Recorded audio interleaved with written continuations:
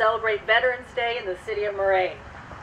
Veterans Day, formerly known as Armistice Day, was originally a United States holiday to honor the end of World War I, which officially took place on November 11, 1918, at the 11th hour of the 11th day of the 11th month.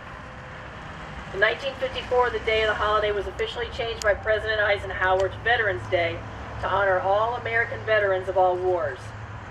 This special day is set aside to thank and honor living veterans who have served honorably in the military in wartime and in peacetime.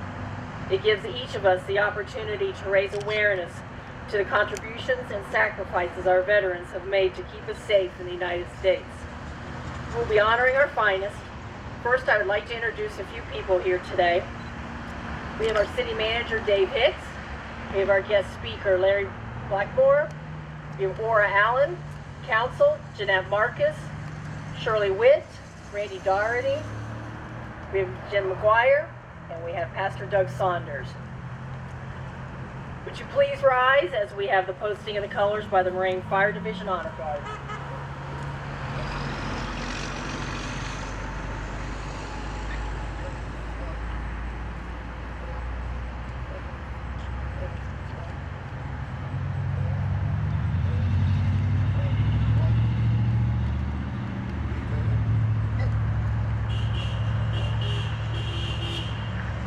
Would you please join me in the Pledge of Allegiance? I pledge allegiance to the flag of the United States of America and to the republic for which it stands, one nation, under God, indivisible, with liberty and justice for all.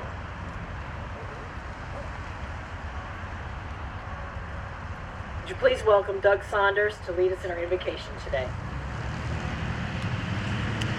I want to personally thank you, everyone that serves and makes this land what it is. I too have family. My father and brother served, so I'm grateful for people that give. Let's pray. Father, we come thanking you for this day. Thank you for this weather that we get to experience and honoring our veterans. We thank you that we understand what service is because you've shown us what service truly is with your love and your blessedness on this nation. As you rise up people to serve and understand the sacrifice that it means to serve in this manner. We thank you for everyone that has done this to protect our freedom and give us the freedom that we have to stand here today and honor them. So Lord, we thank you and we thank them, and we ask that you just keep blessing this great nation, that we continue to serve each other and you. Amen.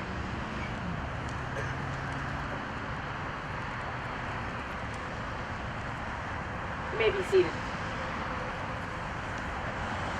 Today I'm honored to introduce our guest speaker, Larry Blackmore from Honor Flight Dayton. Honor Flight Dayton's mission is to take veterans of World War II, Korea, and the Vietnam Wars, and terminally ill veterans of any armed conflict to see our national memorials in Washington, D.C. These trips are provided at no cost to all qualified veterans. Please welcome Larry Blackmore.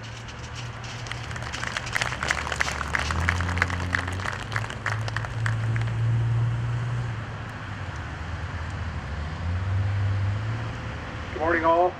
Veterans, thank you for your service, and for all of you, welcome home from wherever your travels may have taken you. I appreciate the time to be here with all of you today, and I just want to take a few minutes and give you a quick idea of what Honor Flight does for our veterans. Honor Flight is a national program. Right now we have hubs. A hub is like a city location like Honor Flight Dayton. Although Honor Flight Dayton is a lot more than just the city, it covers the entire Miami Valley area, and wherever veterans can come from, we can take them on our trips. So the hubs are in 41 states. There's about 140 separate hubs across the country that do what my group here in the Dayton area does. For Honor Flight Dayton, this year we made 6 trips into Washington, D.C. It's a one-day trip. Veterans fly totally for free. There's absolutely no cost to them at all for the trip. We fly out of the Dayton airport. and we fly into Reagan. We fly out of Dayton around 6 a.m., get into Reagan about 7:30. We get everybody off the plane down onto the touring buses, and then we have a police escort that takes us from Reagan Airport to begin our travels through the city. The typical agenda for us for a day of traveling is from Reagan, we'll go to the Lincoln Memorial, and at the Lincoln Memorial we see the Lincoln Memorial, the Vietnam Wall, and the Korean Memorial, all three at one time. Once we complete that part of our trip, then we head on to the Marine Memorial, Iwo Jima, and we spend time there so that we can get everyone off. One of our board members always gives a very interesting story about the 6 Marines that are raising the flag. After we do the Marine Memorial, then we head on to the Air Force Memorial. That's a really nice one for the veterans because it's elevated. It looks right down onto the Pentagon, so we can see the Pentagon very well. Plus, it's where we have our lunch. We have a box lunch that gets delivered to us, and we have that at the Air Force Memorial because there's a lot of area there where all the veterans and guardians can sit and enjoy their lunch. From after the Air Force Memorial, then we move on to Arlington, and we take the veterans in to see the changing of the guard, which is always one of the highlights of the day for everybody because of the positioning that we can get our veterans in. The veterans who are in wheelchairs, there's an area there that is referred to as where the press sets up for close-up pictures. But whenever an honor flight comes in, all the veterans in wheelchairs are wheeled up into that area. So we get a chance to get our wheelchair veterans very close to where they see the tomb guards doing their work, and when the change is made, then they're right there where they can see that very well. And the rest of our veterans and guardians who are standing then can either get up on the elevated steps they have or down towards the end. And we always position our people at the end where the tomb guards come out from underneath, and then the sergeant that makes the change comes out. So they're coming right past all of our honor flight people at the when they do the changing of the guard there, which really is a highlight for everyone. In the afternoon, then we move on to the World War II Memorial, and we're still taking World War II veterans. Our last trip we just completed was last Saturday. We took 13 World War II veterans that were able to go. We have 2 left that we couldn't get on because of illness.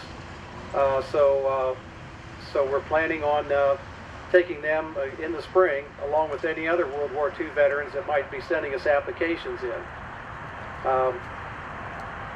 So after we do the World War II Memorial, then we've completed our agenda for the day as far as the memorials go. And then we have, if we have time then, like we did last Saturday, we do a kind of a driving tour around D.C. so they can see some of the other buildings that we couldn't get real close to before. Like we took them by Congress.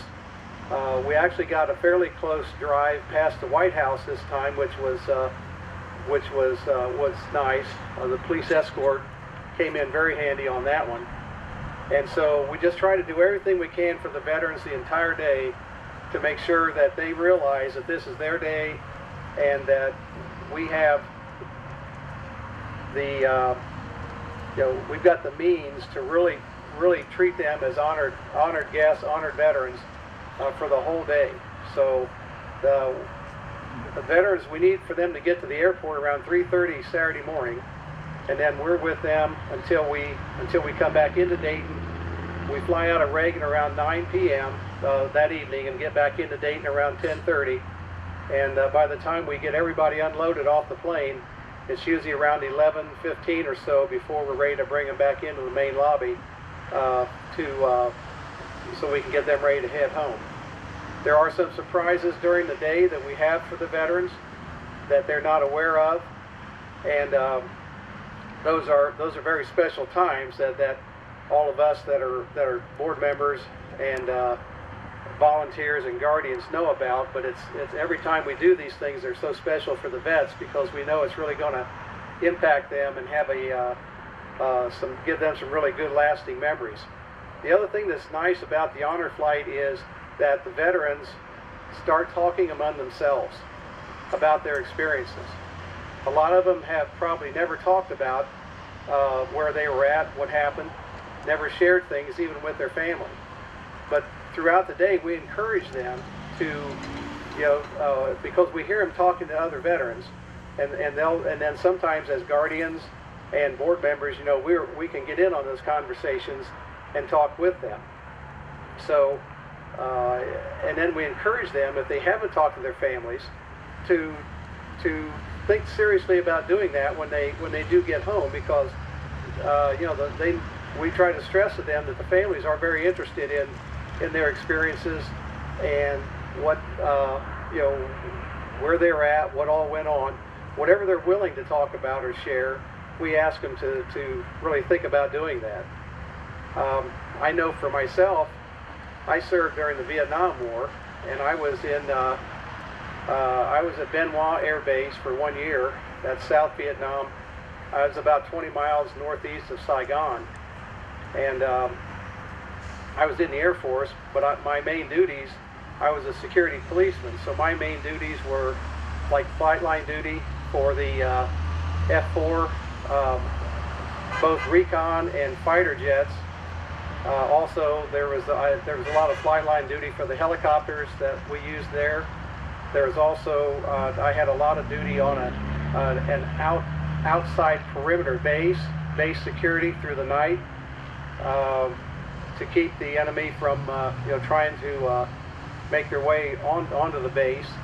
And then I was also on some combat missions where, as we got intel as to where the enemy was, or we called Charlie, then we would load up on the helicopters, take off, and take the fight to them.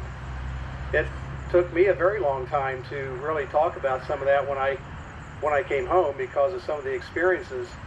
But after a number of years, I was able to start doing that, and I'm able now, with the help of my family and all, to it seems to get not simpler, but easier to talk about it and to make people aware of that. And that's what we try to do with our veterans. We try to tell them or let them know that it's all right to talk about it if they feel they want to, because the families are, they love their veterans, and they're anxious to hear about what they do or what they experience. So that's one of our main goals out of this, is to encourage them to do that.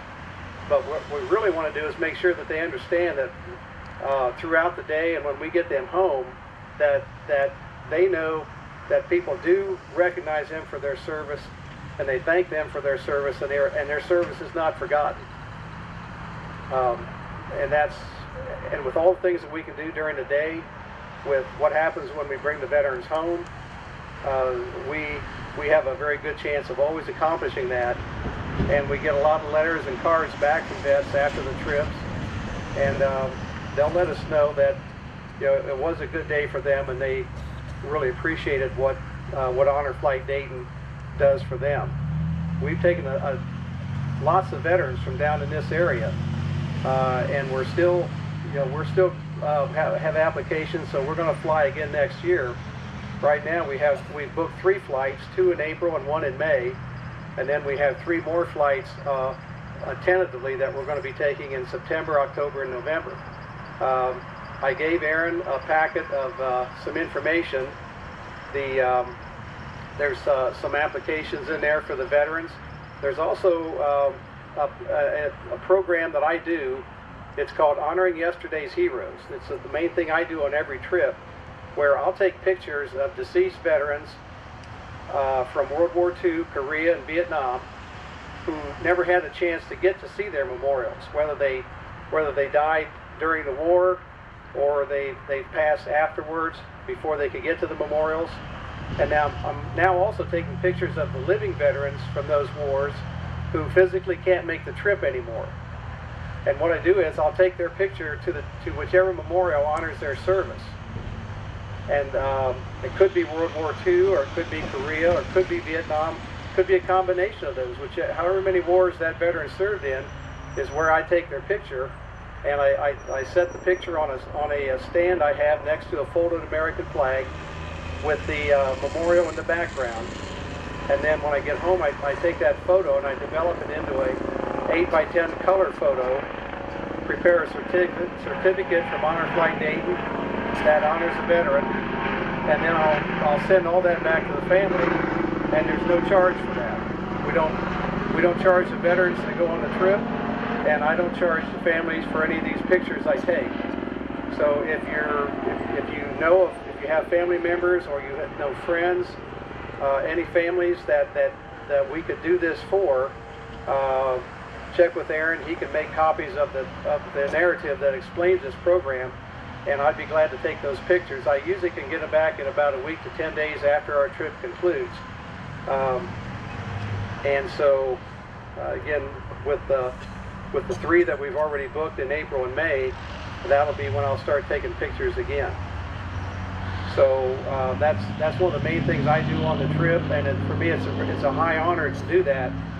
And I'm always happy when I get ready to mail all these packets out to the families, because I know I'm about to send them something that they're really going to cherish and appreciate. So if any of you have any specific questions, anything that you'd like to ask me later, I'll be here after the program concludes, and I'll be glad to talk with anyone and explain anything else about Honor Flight Dayton. But just want all of you to know, and the City of Moraine, that we really appreciate all the support that we get from this area, as far as promoting what we do, and just the number of veterans and guardians that we get from this area that go on our flights. Really helps us a lot, and I just really enjoy what I get to do, and I'm just very happy to spend the time with the veterans. And today I'm very happy to spend my time with all of you here. So thank you very much, and I appreciate the offer to come speak today. Thank you.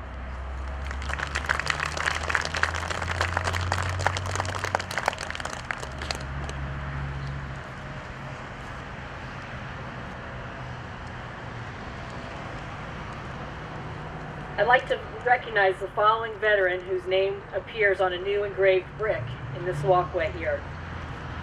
Austin Witt, Army Specialist 2009-2013, 173rd Airborne Infantry. I'm not sure if Mr. Witt is here today. Please stand. Please recognize Mr. Witt.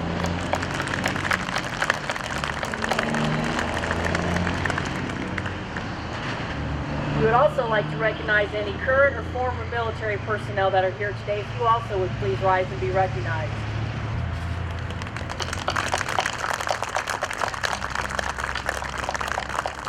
Please rise as we retire the colors.